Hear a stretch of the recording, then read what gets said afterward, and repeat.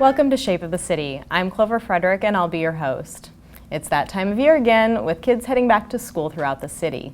Today, we'll talk about what every parent should know regarding their children's health and wellness during the school year. Joining me today is Michelle Welch, the Wellness Coordinator for Lincoln Public Schools. Thanks for being here, Michelle. Thanks for having me. Well, now let's get started. Now, kids are at school to learn, so tell me why health and wellness is so important. Well, really, health and wellness is a piece of every part of their learning, because if kids go to school and they don't have fuel in their bellies, they're going to have a tougher time. If kids really feel that need to wiggle, especially if they're younger, if they can't settle down to learn and focus, they're going to have a tougher time in school. So everything that we do in wellness really is integrated into what's happening in the classroom and really into making our kids be successful students. Great. Now tell me about the wellness program at Lincoln Public Schools. You know, the wellness program at Lincoln Public Schools is kind of unique in that we really do everything integrating both what we're doing for teachers and what we're doing for the kids. But particularly what we're doing is we have kind of some pushes that are what I would call kind of the cheerleading events. We do 4 events per year that are challenges that kind of bring wellness to kind of a fun little point and, you know, get kids involved, get staff involved. But then really our big goal is to integrate what we're doing in the classroom to every day what's happening for kids and keeping them healthy and fit and ready to learn. Great. Now what are some of the activities that you've done in the past and what's the focus going to be this year? Well, you know, what we really have done is focuses on sleep, focuses on breakfast, focuses on kids being active in different ways that they're being active. Lots about nutrition, of course, because that's something that everyone's always focused on food. But we really try to focus also on more the social emotional side of wellness as well. So kind of a real mix. When you think about what we face as adults and what our kids face, you know, if we don't get enough sleep, we're just not going to be as good at work. And so for the kids too, we really focus on those different pieces above and beyond when we think of just food and fitness. Great. Now tell us about Fit by 2020 and the recent obesity and fitness numbers that came out in the spring. Right. We've been really, ever before I was on the scene, this is my 5th year with the schools, but before I was on the scene, they really started collecting great data. And this is a combination of work between the physical education and health folks, the health office nurses that the kids go to see when they get scrapes and bumps and bruises, as well as the PE. They really measure fitness. And then they really look at how our kids are growing and look to see if there are any concerns or questions related to that. And they've been collecting this data for some time. So what they were able to do is look at that data and say, what are we seeing as trends? Each of these kids, as your and my kids go through the process, we can kind of see how their grades change. And if those kids are really seeing a big upswing in weight, if they're seeing an upswing in how fit they're being, and how that's also impacting them academically. And what's great is our data assessment folks, working with Partnership for Healthy Lincoln, Maribel Avery, Bob Rauner, all those folks together, they have really been working together and doing some really neat data trending to be able to see what's happening. Then we've tied it to academics, and so we've been able to look at what's happening for kids in physical activity and fitness, in what's happening for them with obesity, and how are those kids being successful in the classroom.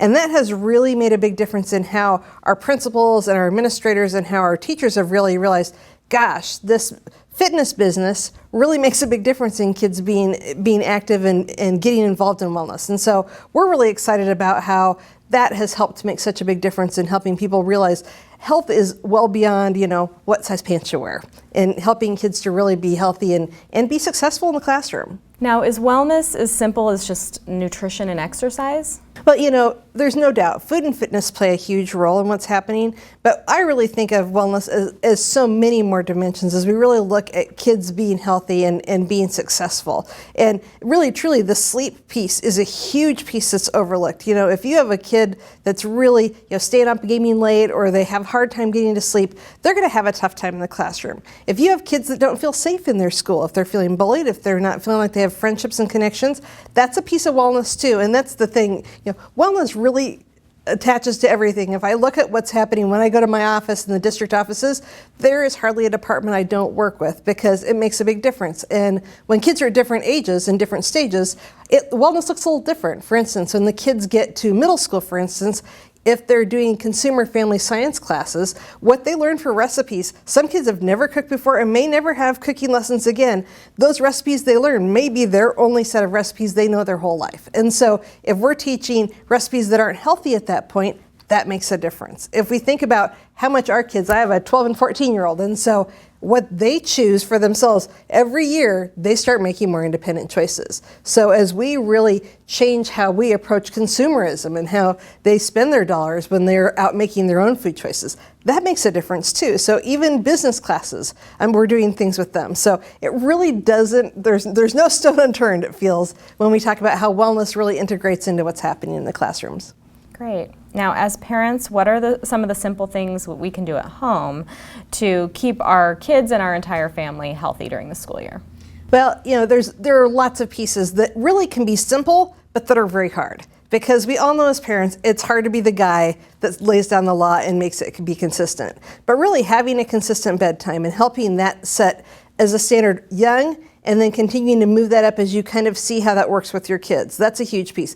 How we manage screen time is huge. And I took the modem and put the modem away before I left today, because I just know, sometimes we have to protect our kids from themselves, and we have to really know when they need room and when we need to be able to pull that back. And so really being serious about how we approach gaming and how active and fit and how much fun does your family have being active together can make a huge difference too. So if fitness is important in your life, it's going to be important in their life. We know that a good share of our town, over 40% of our families, are single parent families. They just have less resources of parents at home. And I think about my kids when they come into the kitchen, they open up the cupboard and I'm saying, "What are you doing?" And they're like, "Oh, I don't know." They're just kind of bored eating. And I think kids that are home by themselves, what we buy and bring into the house matters so much. If we have things laying around that we think, "Oh, well, I don't want them to use the stove," but we have things that really aren't healthy for them to eat, and they're going to eat them. And especially the older they get, they're just going to be going through a lot of food. It makes such a difference what we have around. And what we have is convenience foods. If we have fruits and vegetables ready to go, if I have my grapes cut up, the kids eat the grapes. If I have other snacky things around, they're going to eat the other snacky things. And so we just really have to be, as parents, kind of smart about what choices we're making of what we have available to kids, because we're all convenience people, adults and kids alike. We're going to eat whatever's there and whatever's convenient. We're not going to go through a rigmarole to do that. So doing the preps on the weekend or whatever days or times you have off really can be a huge important piece. But getting out and being active as a family, huge piece of the puzzle. And having those times when you walk with kids and don't have devices with you, the talks you have are a big piece of the social emotional wellness as well. Now, where can parents go to learn more information? They can learn a lot about what's happening within wellness, and they can actually take the challenges we do home, and they can also use them within their business setting or within their family and do challenges themselves. If you go to www.lps.org/wellness, you can see each of the challenges that we're doing. And you can play along, you can see all the information we have available, the information we have available for classrooms and for your staff. There's nothing that parents can't get to, so they can look at all the different resources we have available, and we love them to look and see what's going on, because parents are a huge piece of this puzzle. School's only 8 hours of the day.